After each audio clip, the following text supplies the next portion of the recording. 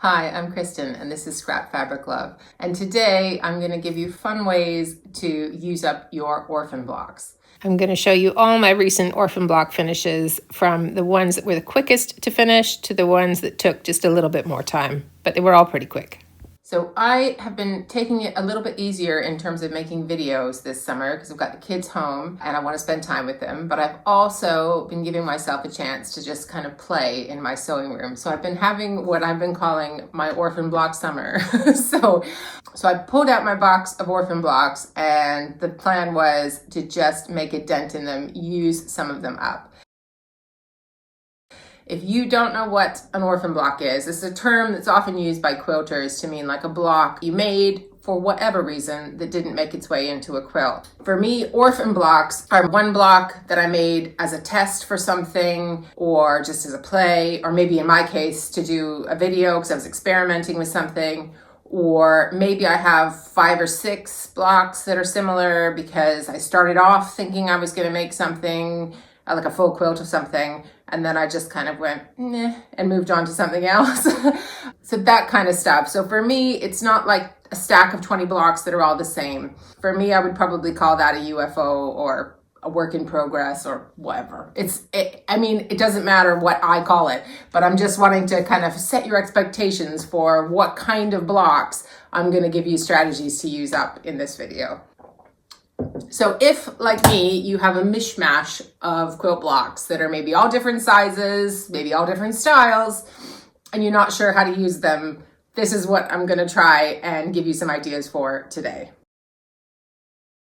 So when I started this, I just pulled out the box and I didn't really know what was going to come of it. I didn't know if I would take all the blocks out and go, meh, I still don't really want to do anything with these, or if I was going to make one quilt top or what, right? But what ended up happening was I took my box out, I sorted everything by color, and I started to get just really jazzed and like inspired and just really wanting to do stuff with them and to want to do it fairly quickly. So I'm going to try and group what I ended up doing with them, which obviously didn't have any kind of structure at the time. I was just playing and doing stuff. But I'm going to try and group it into some kind of ideas for you so that you can sort of pick and choose if any of them work for your quilt blocks. So the first thing I did, as I said, was sort by color. If you've seen the channel before, you know that's kind of what I do. I do it with scraps. I do it with everything. I do it with how I store my fabric. Everything just gets sorted by color. So obviously I had some piles that were bigger than others, and some where I could immediately had like the germ of an idea for a quilt top, and others where I was like, don't know. So the first thing I did was to just let myself be drawn to 2 or 3 groupings and say, those are probably the ones I'm going to look at first for quilt tops, and then see what else was the rest of it. So I had some blocks where they just didn't fit in any kind of group, whether it was like for me by color, but you could also be doing that by the size of the block. So if you make a lot of 6-inch squares or 12-inch square, whatever, obviously it's going to be easier to put together blocks that are the same size. But I'm more of a kind of visual grouper than by size. So if I saw ones that didn't quite fit visually into a group with some other blocks, I kind of set them aside. And I started with some of those just to kind of give me a fast finish, I think, or it was just the first one I had a definite idea for. So I made some really quick envelope back cushions with 2 Christmas quilt blocks that I made for a video years ago. These are the 2 blocks, and I'll link in the video description to the original tutorial if you're interested in those. I really liked these blocks when I made them, but I just got distracted with other things, so I didn't make any more. I didn't turn it into a quilt. I don't know, I might have even said at the time I was thinking of cushions for them. I can't remember. But anyway, so it was very simple to just use some leftover Christmas strips. I think they were from a Moda scrap bag, to kind of just border them, and then do a quick envelope back with some velvet remnants that I just have in my sewing room because I buy that kind of stuff. Anyway, So here are those cushion covers finished. I made an insert for one of them, still have to make one for the other, but I've got time before Christmas. I have another video on my channel from quite a few years ago that has a tutorial on making a cushion cover from an Orphan block. And it talks about 2 ways to put zippers in for a simple cushion. And I'll also link to another tutorial that I have that explains this envelope cushion back idea, because it really is quite simple. I also made this small cushion from some kind of denim and fabric sample panels that I'd just been playing with, and it never made its way into anything. And so now I have a little cushion out of those as well. And there's lots of other little projects like that that you can do to just use up single blocks that you like to just keep it quick and simple and easy. You could use a single quilt block to make a wall hanging, or it is easy peasy if you've got square blocks to just add some side panels and turn them into placemats as well. I'll link in the video description box to a great big post I have on my blog about all sorts of quilted placemat ideas, many of which could be adapted for Orphan blocks. So there's lots of simple ways you can use blocks up without having to make a whole quilt top. So it doesn't have to be a great big project if you're just looking to free up space in your sewing room. So before I move on to my next Orphan block idea, I want to take a moment to talk about today's video sponsor, which is Craftsy. Craftsy is an online learning community with over 2,000 courses that you can take on demand for any skill level, with step-by-step instructions and like bite-sized chunks so you can do when you want on demand. So as well as quilting and sewing, there's knitting, crochet, baking, all sorts of different stuff you can dive into on Craftsy. So as I've been piecing together my various Orphan block quilt tops and other projects, I've been having a watch of some of the quilting tutorials and classes on Craftsy from Angela Walters about quilting negative space, because I have a couple quilts I'm going to show you in a minute that have some more negative space. And then taking another one about kind of like turning doodles into quilting, because I think I kind of get into a bit of a rut of using the same quilting designs all the time. So I just thought maybe I should switch it up and see what other folk are doing. So I've been dipping into a number of those. And Craftsy has given me a special link for you guys today. So the first 1,000 of my subscribers who click on the Craftsy link in the description box in the video get a full year of premium membership. So that's all that like on-demand access to any of the courses in any of the categories you want, for a full year for $1.49. So if you're looking to just spark some creative ideas and learn something new, there's no reason not to give it a try for $1.49. And now on to my next easy idea. The second simplest way to use up some Orphan blocks works well if you do have a group of ones that are all the same size, or something you've maybe started piecing together into a section for something and it just never went anywhere. So I had a panel that I actually didn't piece myself. I bought it in a bundle of stuff. So a little bit of tangent. I buy other people's scraps, remnants, leftovers, bits of patchwork, stuff I don't need, just because that's what I'm like.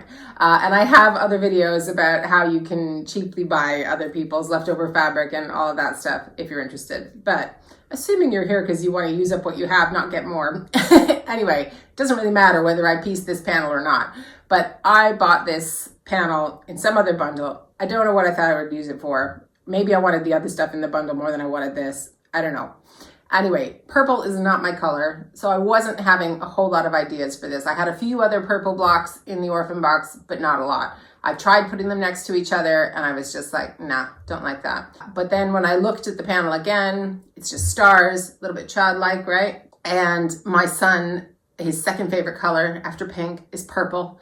And so I asked him if he liked it. He said he did. And then I just bordered it up. You just keep bordering. So rather than trying to make it work with other blocks or spending time making other blocks, I just found fabric in my stash that matched roughly the colors in the panel and just kept adding borders pretty much as big as the fabric I had would allow me to. And there doesn't have to be any set measurements for this. Again, if you've seen the channel before, you know if I can avoid measuring, I do. So yes, I obviously cut the strips to equal sizes to each other, but you could add thin borders, thick borders, whatever you have that matches the group of blocks that you have or the panel that you have or whatever it is that you want to turn into a super quick quilt top. So this could be a bit of a stash buster, this one as well. So I used some purple, bordered again, asked him when he thought it was big enough, and we're at that point now. Obviously I still have to finish it for him, but I just have a quick kids quilt from a panel, and I didn't have to make any more blocks to finish it. And I think it looks kind of cute now that it's done.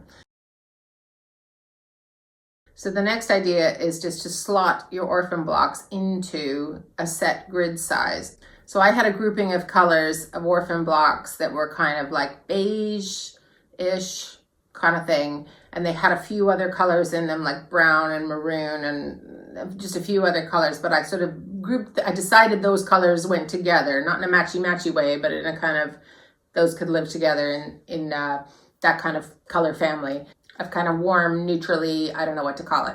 Anyway, but when I looked at that group of Orphan block squares, I immediately thought of some leftover layer cake squares I had. It wasn't from one layer cake, it was from a bunch of different things. But a layer cake square is 10 inches. So then I decided I was just going to lay out my quilt in 6 rows of 10-inch squares. And so for the Orphan blocks, it was just a case of sashing them up, joining them to something else, or cutting them down in some cases to fit into a 10-inch hole in the quilt. So if you think of, you sort of set out all of your layer cake squares and you leave gaps for your Orphan blocks, and you just have to make them big enough to fit inside. So here's a rough digital approximation of what I was going for with this quilt. I was basically just slotting in a very small number of Orphan blocks into this sort of grid of 10-inch squares. So this digital representation doesn't show you any sashing, but obviously depending on what size quilt block you have, that's going to make a difference how much you have to add or take away to make it fit into that slot. So not every block has to be something that's been intricately pieced. Some of it can just be a patchwork square like your layer cake. And I did one section of this quilt where I had a longer piece. It was actually something I hand sewed in a little workshop, and I don't know what else I was going to do with it. But the colors went with what I was doing. So I put some sashing on and boarded it up to make it 10 inches tall, but 19 and a half inches wide. Because obviously if I had two 10-inch squares, I'd lose the half inch in sewing them together. So if I want them to fit into that slot, I need to take account of the seam allowance. So that's the only thing that's difficult with that. Obviously, if you're just doing 10 inches, 10 inches, 10 inches, then you can just size up your Orphan block to the 10-inch and everything will go together fine. So when I'm talking about sashing up or sizing up your block, what I mean is adding some fabric strips to either side of your block and top and bottom until it's the same size as the space you want it to fill. So obviously what size your strips need to be is going to depend on what size your block is and the grid that you're working with. So I'm not going to give you exact measurements, but just remember that every time you join one piece of fabric to another, if you're using a 1/4 inch seam allowance, you're losing half an inch. So make sure that's part of your calculations. So the next quilt top I did was similar. So for this one, I had a bunch of really brightly colored, colorful blocks with white backgrounds. I could see that they could go together, but I was struggling with kind of, what do I do with the rest of it? Do I just do negative space? What do I do? And then I remembered that I had a whole bunch of leftover 5-inch charm pack square sizes in pairs. They were sewn together in pairs. It was for this quilt. I basically overmade these. I overcut them and I don't know. Anyway, I just was on a roll, or maybe I was like thinking about moving the colors around and making sure I got the right layout of, anyway, I had too many. So for this quilt, I decided the Orphan blocks would fit into this grid with the 5 inches. Now I didn't stick entirely to it for this quilt, but generally I did. But I certainly wasn't doing any math to make it happen. So I kind of laid out my blocks to get a rough idea of where they would go in the quilt. But of course, this changed a lot over time.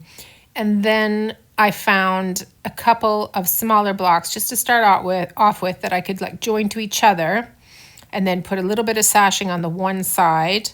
And then they would be as wide as a 5-inch charm pack square. So then I could make a row of that. So there's my first little section. And then it's just a case of making other sections that can join onto that. So I have that heart block, which is from my Scrappy Heart pattern, which some of you will have seen.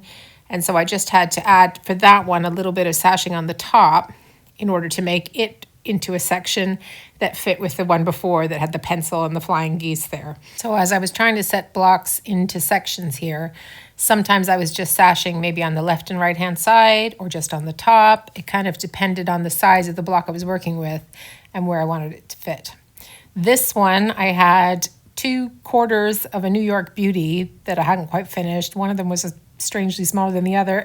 And so I just added a little triangle to it, and then I appliqued it onto some low volume so that I could attach it then to some other blocks in a section. So this is this great big improv jigsaw, but where I'm roughly trying to fit things in with the 5-inch squares. And you could absolutely do this with some precise measuring. That's just not how I roll. I'm more of an improv girl. So I did more sort of lining up. I nested seams where I could, and then just trimmed things off that didn't quite fit. And here you can see me partway through, I decided that great big rail fence block that was part of one of my quilt alongs needed to get cut up and put in 2 different spots in the quilt. And so then once I had that in place, then it's just another section to add below it. And I used a lot of strips to kind of tie together the colors and pull out the different colors in the different blocks. And I just had so much fun making this one. This was not a quick finish orphan block quilt. This was a get lost in it and have fun jigsaw of an orphan block quilt. And I really, really enjoyed making this one, and I love how it turned out. There's a bit of this quilt where you can see the alignment goes off because I wasn't following a rule for it. It wasn't that important to me that it was actually in that grid of 5 inches. But if you're a math person and you do have charm pack squares to use up that could be a background for something like this, then it is a case of just thinking, what size is the orphan block I want to use? What size sashing would I have to add? And take account of your seam allowances depending on how big. So some of the sections I used were quite large. So it might be a row of 5 or 6 charm pack squares wide. So if I was going to do the math for that, I'd need to be taking account of the 1/2 inch seam allowance in between each of those. I don't do that. I just line it up and then trim and whatever. But I was making a rule for myself that I wasn't going to cut off the 5-inch squares. So if something needed to be cut off or made bigger, it was the orphan block section, if that makes sense. So I was kind of lining them up in that way so that it could come together in a grid-like way with my 5-inch squares.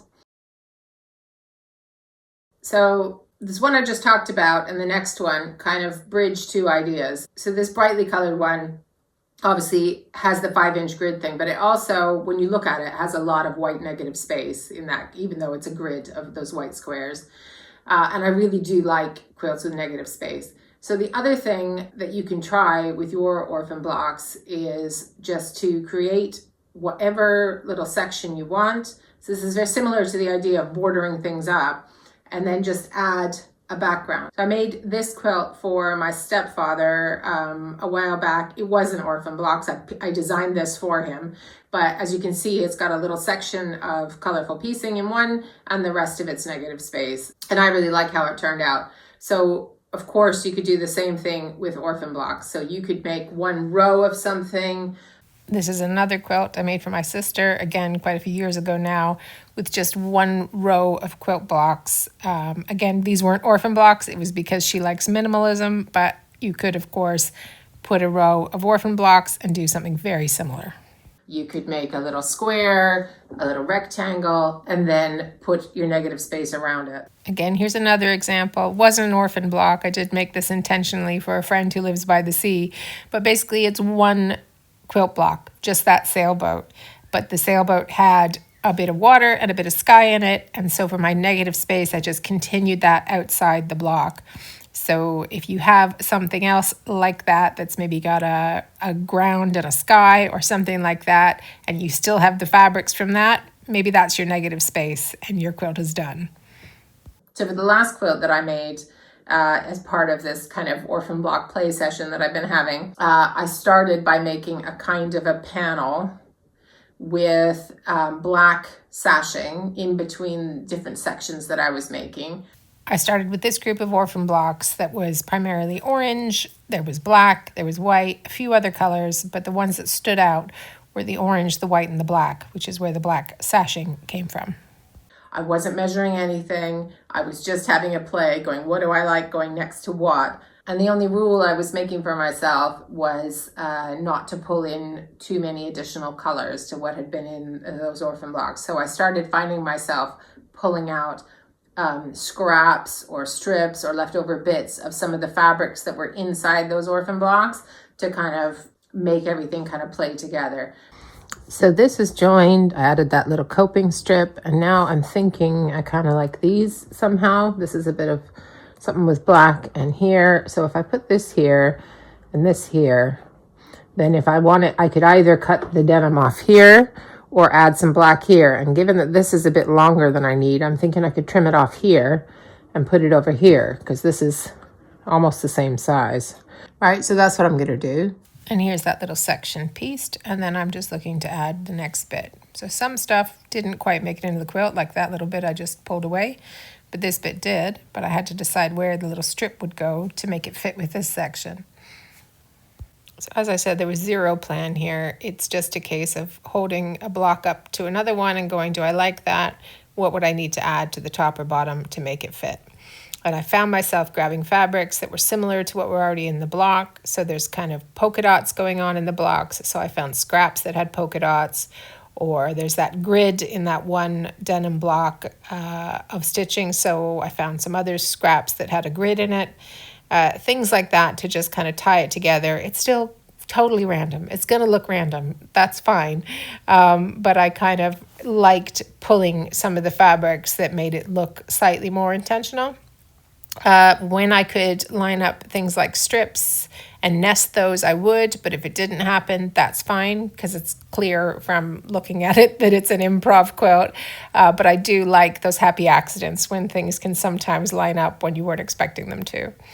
Once I had a sort of a panel-y thing going on, I added black all the way around it. Some of it was black denim, some of it was just black scraps.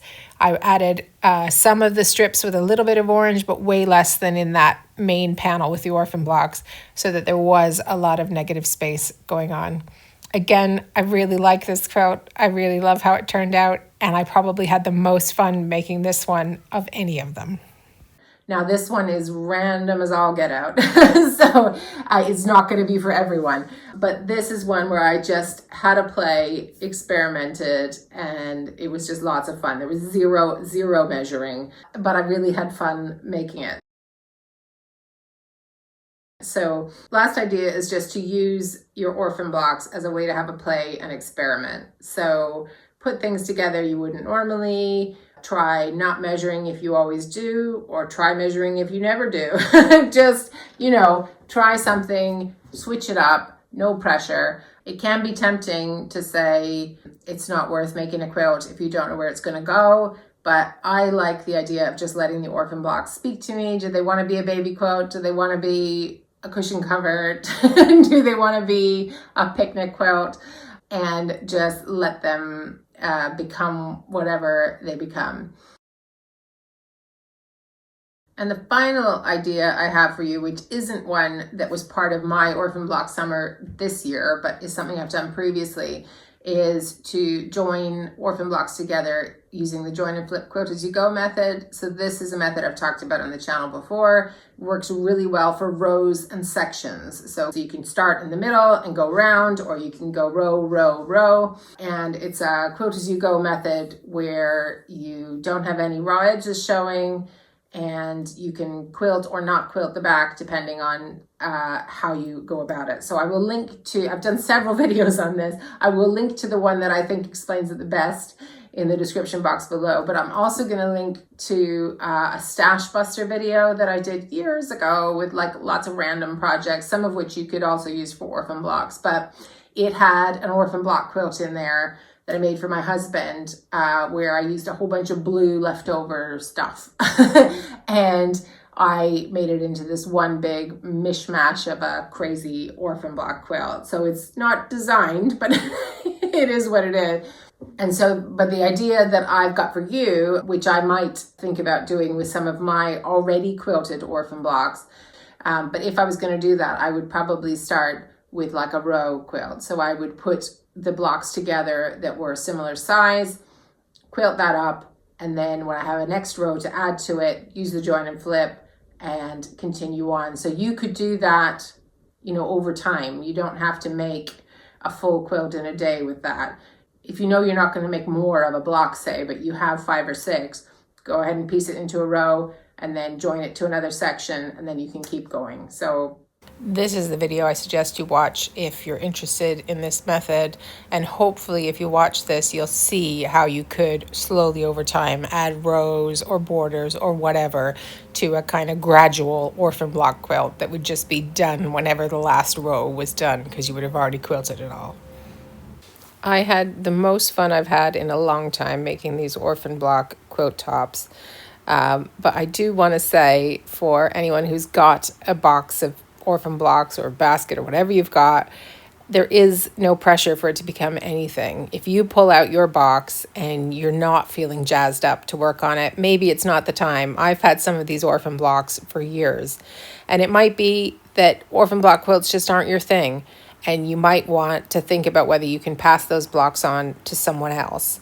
Inside my Patreon Scrap Club, we've got folk who are exchanging orphan blocks and UFOs and all sorts of leftover bits with each other, and making new projects that they do get jazzed about, and getting rid of the stuff that is just filling their sewing room and making it feel too cluttered. You can find out about Scrap Club in the link in my description box, but you also might have a group that's local to you that you could offer up those blocks to. When I was making these quilt tops, I also rediscovered some old foundation paper piece blocks that I had designed but not kind of finished. They maybe needed a new version. It wasn't quite exactly how I wanted it. And the intention was probably to make it into a quilt pattern, but then I got distracted with other stuff like I do. One of them was this lightning bolt one that is in 2 of the quilts. So it's in this white one and in the orange and black one. And as a result of working on the orphan blocks, I've gone back to that pattern, edited it, made it better, and I'm almost ready to put it out as a quilt block pattern. And there's a few other ones that you might see in the orphan block quilts that were similar, and I might come back to those hopefully, and similarly actually get them out there. So I kind of just had to go through the box to find out what I'd forgotten about and get started on them again. I'm determined not to let these sit just as quilt tops that I never quilt as well.